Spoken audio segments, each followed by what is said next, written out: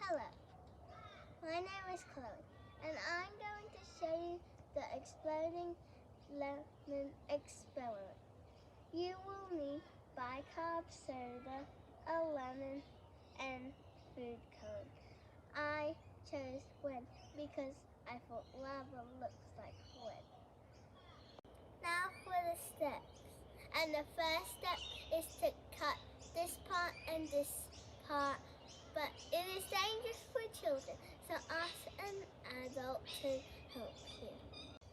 The second step is to cut the surroundings and make it only the half of this have the sour bit, like this.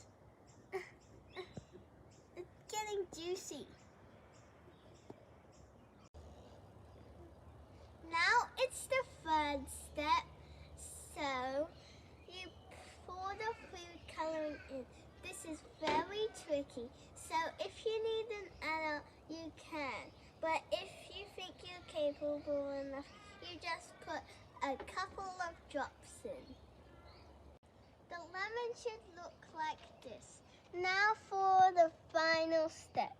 You get some bicarb soda and pour it into the lemon, and then the sour bit will make it fizz, like lemonade.